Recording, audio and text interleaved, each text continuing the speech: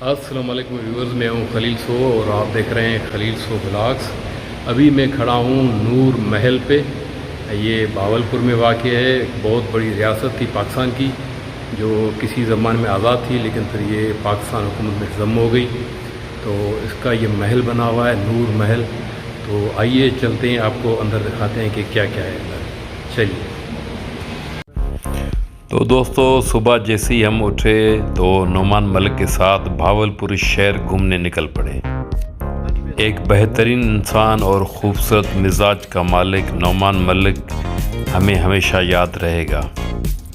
अगर पाकिस्तान में रह के अगर आपको यूरोपीय तर्ज़ तामीर का कोई शहर देखना है तो आकर भावलपुर देखिए। ये शहर अब्बासी ख़ानदान की रियासत थी जो पाकिस्तान बनने के बाद पाकिस्तान में ज़म हुई। एक बुनियादी शहर में जो आम इंसानों के लिए सहूलतें होनी चाहिए, वो हर सहूलत यहाँ आवाम को इस शहर में मैसर है। तो सबसे पहले हमने भावलपुर की मशहूर चाय अब्दुल्ला भाईजान चाय का सुल्तान के यहाँ आके चाय पी। बहुत ही डिफरेंट चाय थी, मुझे तो बहुत चाय ने मज़ा दिया। मैंने अब्दुल वली भाई को बताया कि मैं रोज़ाना तकरीबन 7-8 से लेके 15 तक चाय पी जाता हूँ। तो वली भाई ने कहा कि यार, ये जो तुम 15 चाय रोज़ पीते हो, तुम तो ठट्ठा में जो है तुमको फांसी देनी चाहिए। बहरहाल हमने वहाँ चटपटी बातें भी की और चाय का लुत्फ़ उठाया। उसके बाद निकल पड़े भावलपुर को एक्सप्लोर करने के लिए। बहुत ही प्यारा सिटी था। यूनिवर्सिटीज़, स्कूल्स, कॉलेज, पार्क्स, पता नहीं हर ज़रूरियात ज़िंदगी की चीज़ वहाँ मैसर थी। और शायद इस्लामाबाद के बाद मैंने ये दूसरा शहर देखा जिसमें बहुत ही सफाई थी। शहर को देखने के बाद नोमान मलिक साहब ने हमें 4 सीज़न स्टार में डिनर करवाया।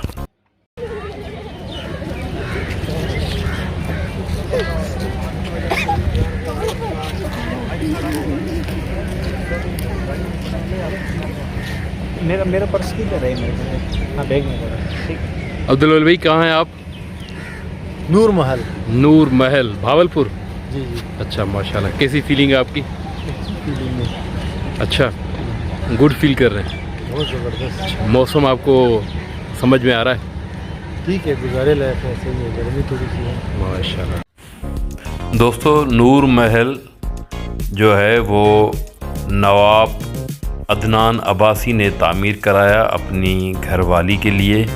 और ये कहा जाता है कि उनकी घरवाली का नाम नूर था, तो उसी के नाम पे इसको मंसूब किया गया।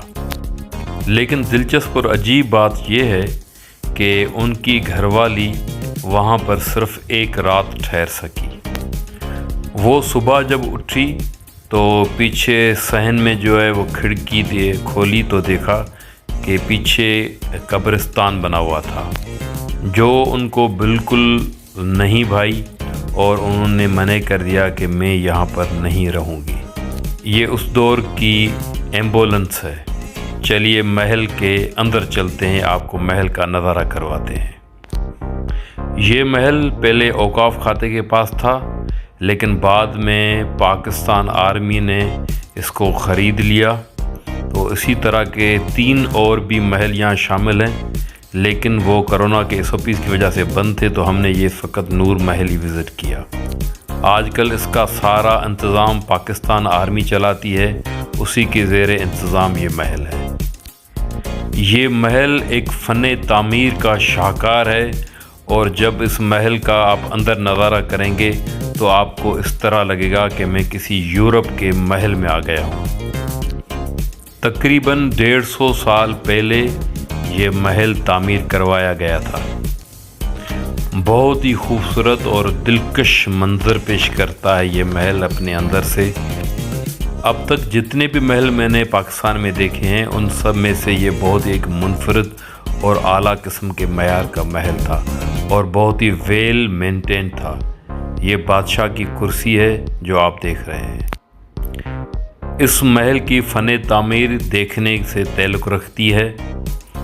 आप देखें इस छत का हिस्सा اور یہ بھی سنا گیا ہے کہ اس پورے محل کو بنانے میں کسی لوہے کا استعمال نہیں کیا گیا ہے۔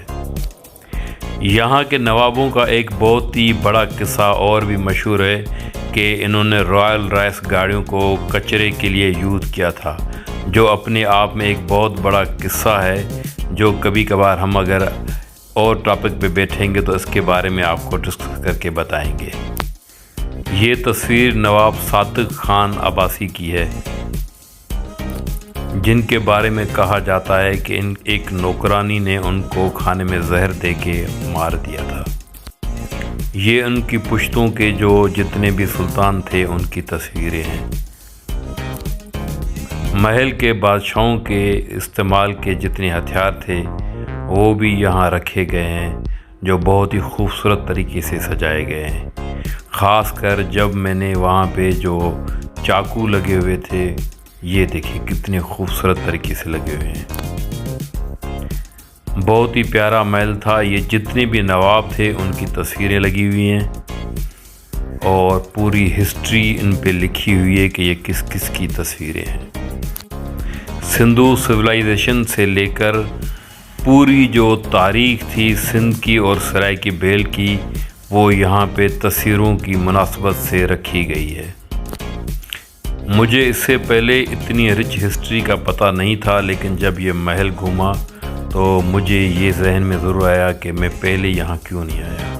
یہ اس ٹائم کی ڈریسز ہیں جو بادشاہ پہنتے تھے اور ان کے یوز کے سامان ہے، جس میں یہ آپ حقہ دیکھ رہے ہیں، یہ پوش دیکھ رہے ہیں اور یہ لباس دیکھ رہے ہیں۔ بہت ہی خوبصورت طریقے سے ان کو سیو کیا گیا ہے۔ اس کے علاوہ یہ ان کا فل سوٹ ہے جو اس ٹائم پہ وہ پہنتے تھے، خاص کر جب لندن وغیرہ جاتے تھے۔